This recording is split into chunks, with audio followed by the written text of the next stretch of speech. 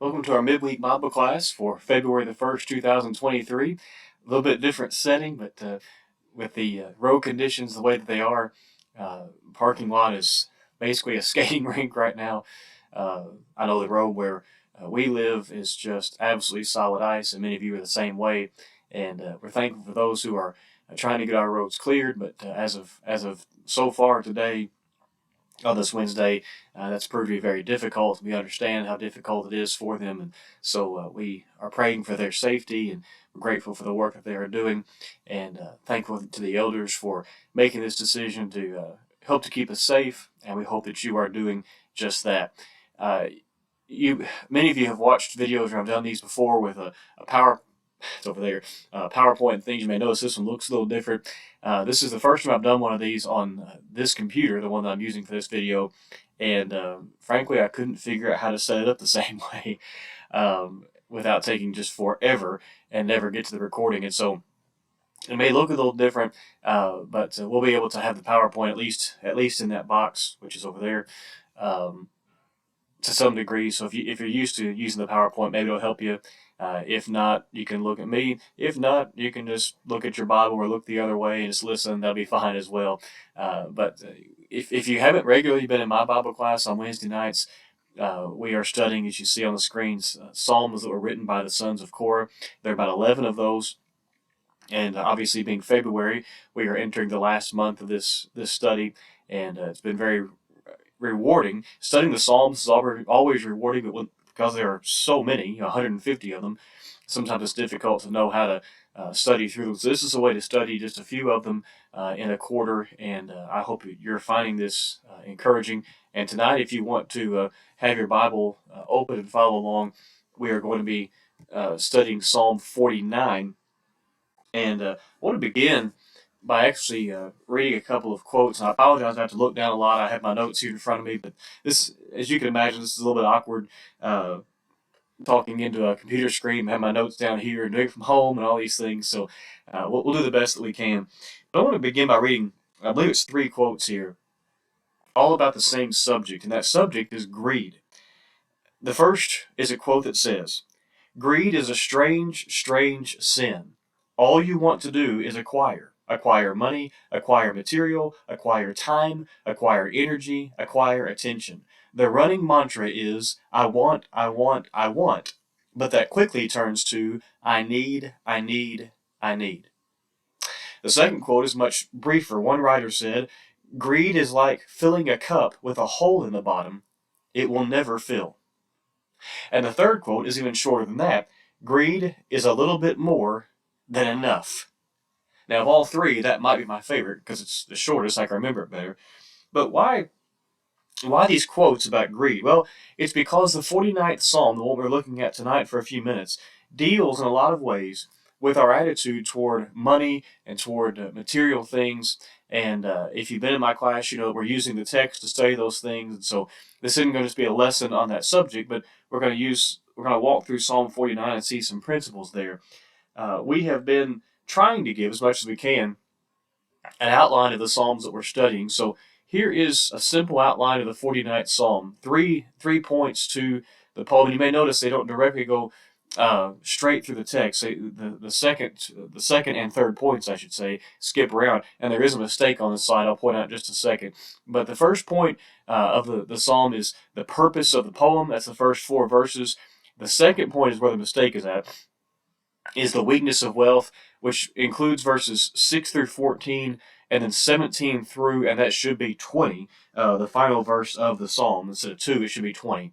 And then the third point is the goodness of God, which really is mentioned in verse 5, but then serves as sort of a break in that second section, and it goes from verses 15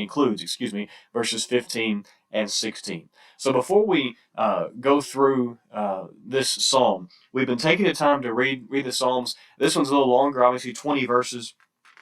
But by reading it, hopefully that helps us to see it in its full context when we begin to break it down into parts for study. So let's begin by reading Psalm 49, all 20 verses. And then we'll come through and just look at these three parts for a few moments each, and then the Bible class will be yours.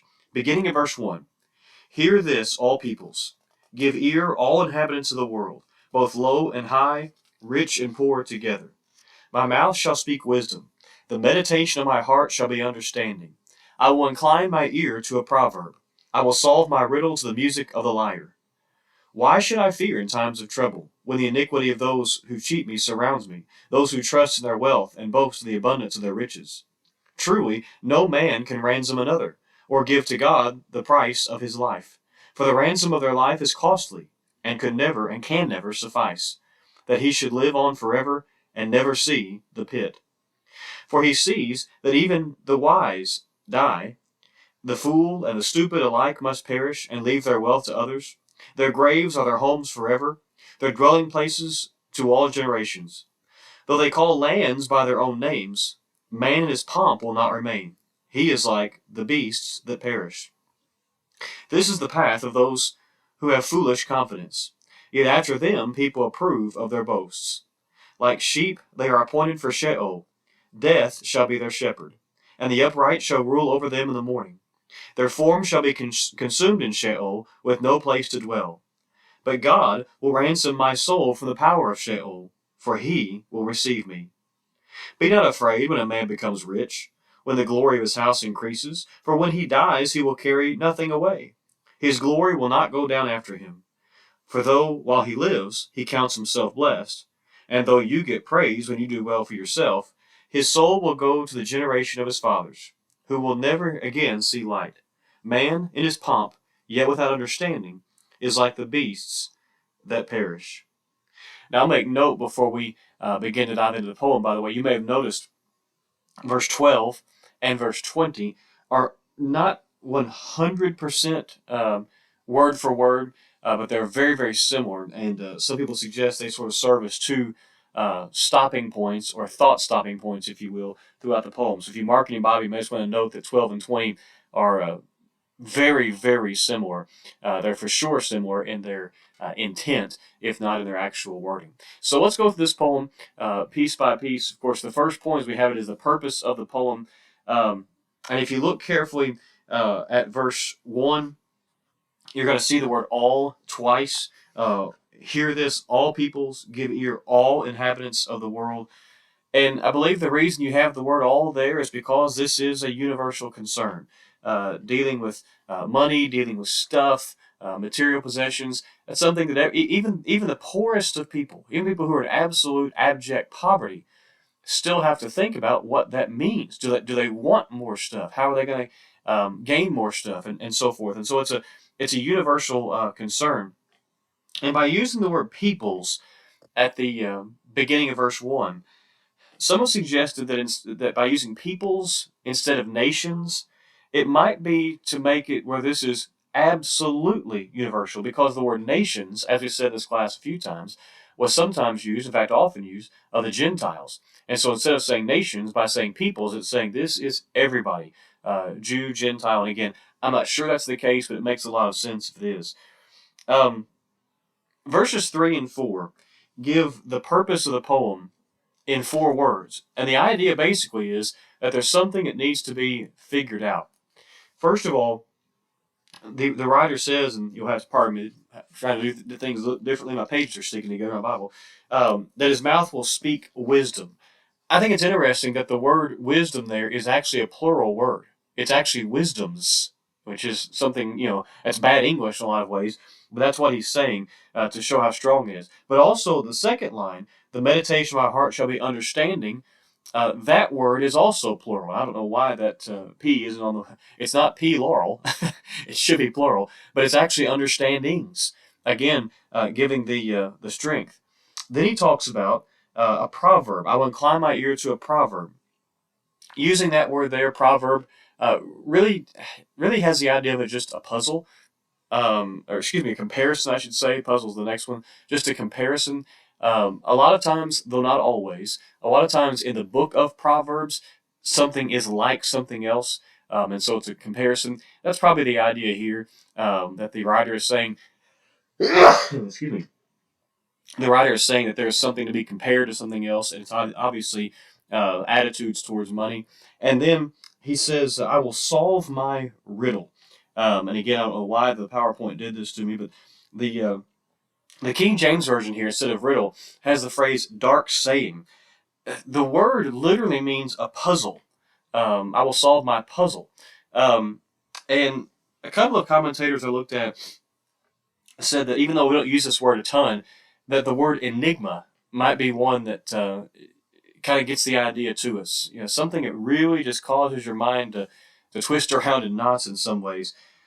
But the idea, the reason behind him saying this this is something that everyone needs to think about. Everyone needs to have on their mind because everyone will struggle to figure it out. Everyone needs to listen to wisdoms, to understandings, to comparisons, to solve the puzzle, if you please, of dealing with money, material things, stuff, and all that. That's the purpose of the poem. Then, with that, he moves into the weakness of having wealth. And again, this is divided in the middle, divided throughout, the poem. It's the bulk of the poem, verse 6 through 14, and then verses 17 through 20. And I'll go ahead and just say that for the flow of our thought, we're going to go ahead and include verse 5, even though it's really with the other point, just for sort of the flow here. Verses 5 and 6 identify not the poet by name, but the poet identifies himself with someone who's poor, someone who sees the rich cheating him, as well as showing trust in their wealth. He's basically saying, I don't get why rich people would act this way. Um, but he's also saying that I really don't have reason to fear, even though people act this way with their money, or because of their money is probably a better way of saying that.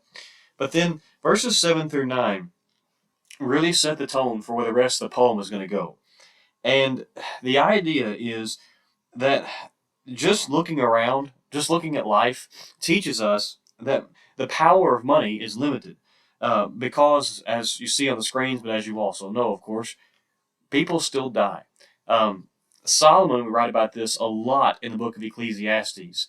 He'd bring this up several times, that he had built up all this stuff, and I'm gonna die, and who's it gonna be?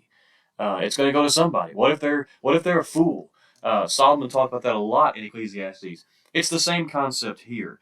No matter how wealthy someone or someone's might be, they can't escape death. It's just not going to happen. You can't buy your way out of it. But it's also interesting that in verse 8, you have a reference to a ransom. For the ransom of their life is costly and can never suffice. Um, the reason I say it's interesting is because we're dealing with an Old Testament passage, and when you read through the Old Testament, there were prices for people, slaves and others, slaves being set free, redeeming slaves, those sorts of things, and so they understood that concept just in their normal life. We understand the concept really more at a distance. Thankfully, we don't have slavery in our culture, but we can read about it in history books and grasp the concept from afar.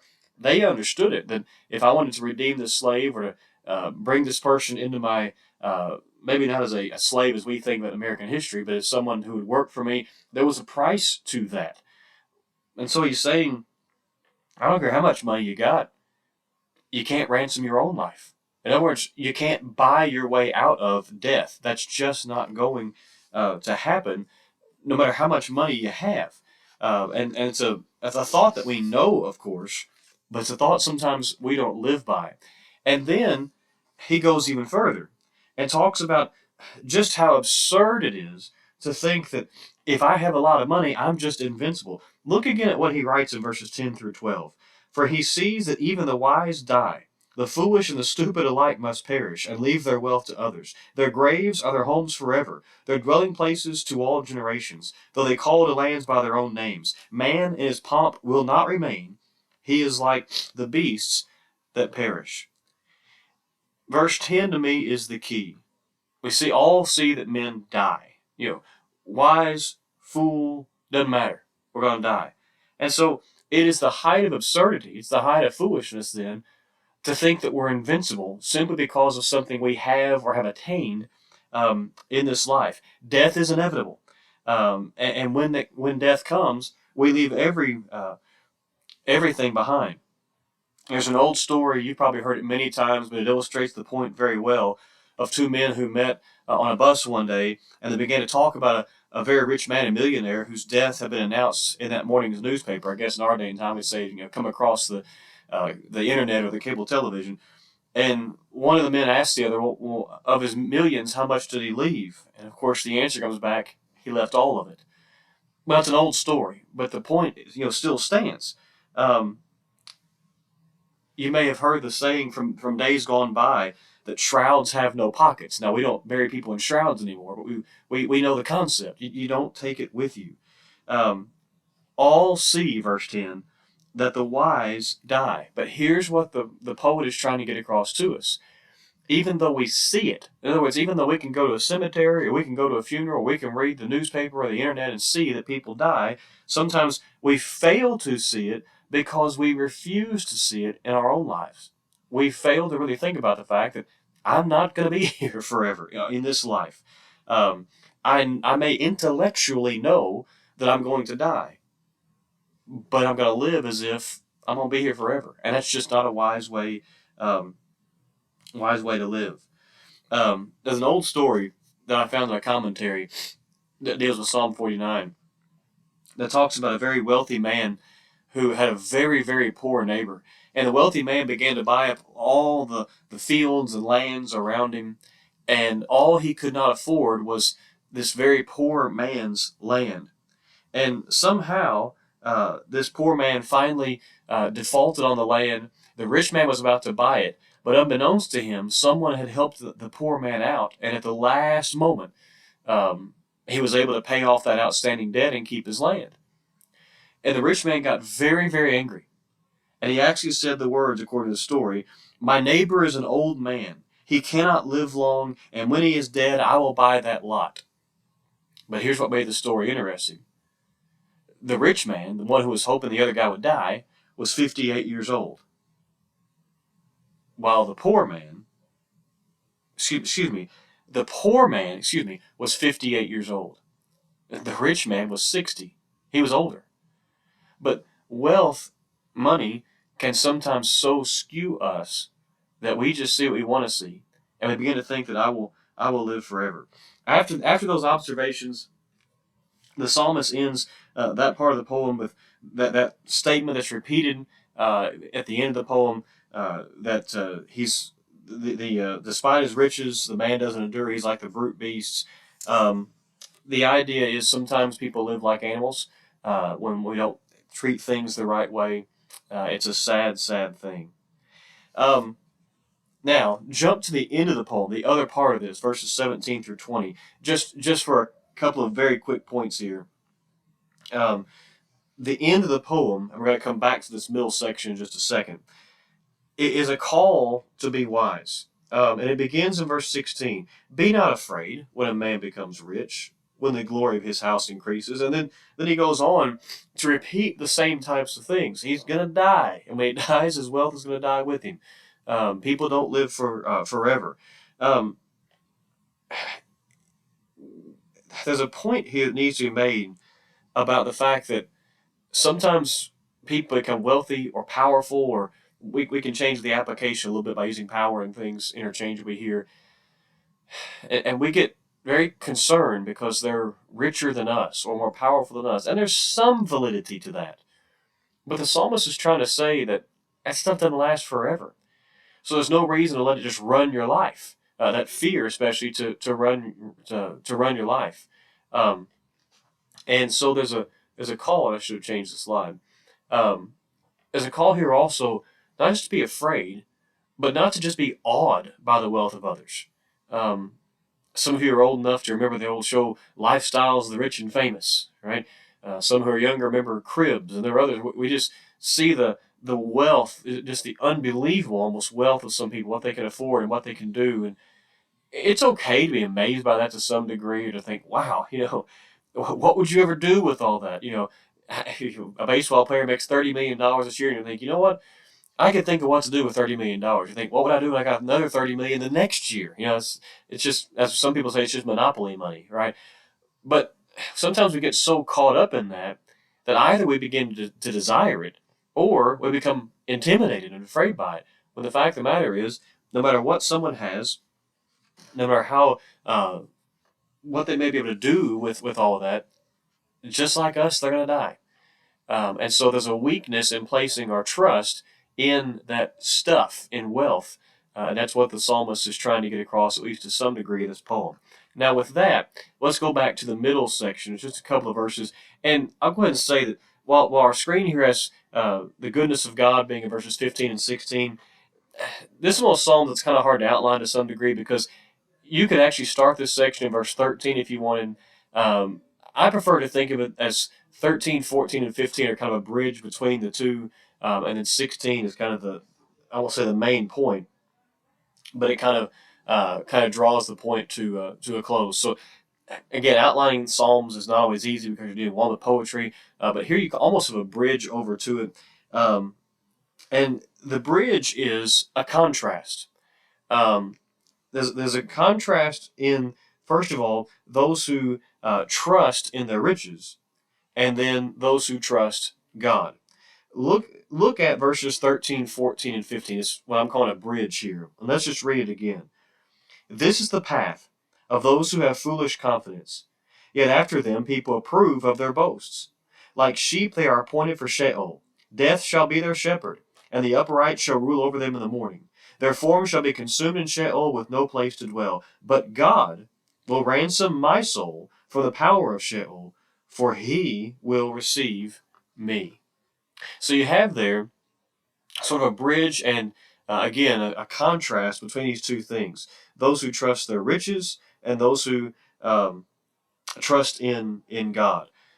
Now, here's the thing. We know which one we should trust in. We know we should trust in God. But we also know that's not always easy. It's one of those things that's sometimes more easily said than done. And we struggle at times to trust God when we can actually feel money in our hands. We can actually see an amount of money in our bank account or our retirement account or whatever it happens to be. And when we need a few $100s to go do something, and it's right there, and we can just swipe a card or grab a few $100 bills and go do something. There's a level of security in that and trust in that, if we may put it that way. But it's not going to last forever, and God will. And so, again, easier said than done. You've heard it said before many times that the two-word phrase "but God" is one of the strongest phrases in the Bible. Did you notice this section has one? This is why part of the reason why it's a bridge. Verses 13 and 14 is we're going to trust in our stuff, trust in our stuff, trust in our stuff. Verse 15, but God will ransom my soul from the power of Sheol. God is able to save us from the most difficult of things. What the things that seem like impossible, God is able to save us even from those things as we go through here. And so those who trust in God, yes, in this life are going to die, but they're going to be ransomed eternally. They're going to have something far beyond this life and something far, far more important. And so you have then, I just lost my place in my notes, I apologize. You have then the idea of how God does that he ransoms. We saw that word in verse 8, by the way. Verse 15, he ransoms our soul. Notice it, from the power of Sheol. Now, what is Sheol? Well, it depends on which commentary you ask. Some say it's hell. Some say it's death. The word basically means the pit or the grave. Now, this is not saying that we won't die, but notice how it's worded. God will ransom my soul from the power of Sheol. So if this means the pit or the grave, and I believe that's the best concept, yes, I'm going to die. But if I'm faithful to God and trust in God, death has no power over me. That's not where I'm going to stay, if you will. For, the end of verse 15, he, God, will receive me. There's something far more important than just this life. And the goodness of God is taking us beyond this life into an eternal life. So, with just a few minutes here, I promised when I told the others to record this, I'll keep it a little shorter than a normal class. Just a quick point of application for this poem. Many of you have the Truth for Today commentaries. I've been getting a lot of our application points from those commentaries because that part of the Psalms the commentary is good too, but I really love how Brother Eddie Clower gives some points of application. For Psalm 49, he gives several. I've chosen one of them for the last slide here. He calls one of the applications of this poem, "Do not miss the point." And I hope you've seen the point. This is actually one of the easiest psalms to teach because it's simple. It's one of the hardest psalms to teach because you're like, okay, if we were meeting our normal Bible class, I got to stretch this to 45 minutes. Don't trust in riches. There you go. Let's go home. And so he sort of summarizes it with these three things. I know it's a lot of words on the screens, but you got to remember this was going to be blown up huge in the auditorium uh, before it decided to ice like crazy. But he says there are three things to remember. One, a person's true life is made up of service to God, not what he owns. Luke 12:15, the second part of that verse, a man's life does not consist in the abundance of his possessions, right? But yet too often, that's how we define our life. I'm worth $50,000 or $100,000 or $1,000,000 or $1,000,000,000. Well, okay, that's all well and good, but our true life is made up by what we do, and ultimately it should be our service to God. Do not miss the point number two. An individual who makes his gold his God can only look forward to the miseries of the grave. If I get all the stuff of this world and enjoy it for 60 years, 70 years, 80 years, what have I really got to look forward to? That I had a good 60, 70, 80 years. But if I trust in God, then I have something to look forward to beyond this life, no matter how this life goes. If this life is fairly miserable for me, maybe physically or maybe mentally, maybe financially, I've got something way, way, way better to look forward to. And then do not miss the point number three. If one has no understanding of himself as a human being, of his mortality, and of his need for God, he lives and dies like the beasts that perish. That phrase is found in verse 12 and verse 20 of this poem. Um, I may do some good stuff in this life, but why did I do it? Probably for me. I may enjoy some things this life, but maybe not. And if I don't really show a need for God, a desire for God, then for certain I'm going to die like the beasts that perish. It's just going to be, that's it. At least the way that I see it. But if I'm living for God, then I live for Him and I die for Him. I die ready to meet Him beyond this life. So I hope these thoughts tonight have encouraged you this afternoon, whenever you're watching this, have encouraged you through this beautiful poem, Psalm 49. Um, Lord willing, next week, I'll be at the Free Harmony Lectures. Brother Stuart Yancey will be teaching the class next week, and you're going to jump way forward in the Psalms. Up in the other Psalms that are written by the Sons of Korah are all in the 80s. And so the remainder of the quarter will be spent in some of the Psalms found up in the 80s of the numbers as far as the Psalms. But I hope these things have encouraged you. Stay safe. Thanks for letting me come into your house for a few minutes and study this passage. I said this is an easy psalm, so maybe this is just a very simple, encouraging few thoughts for you on this icy day, and we hope that this has encouraged your Bible study. Thanks for watching, and Lord willing, we will see you Sunday.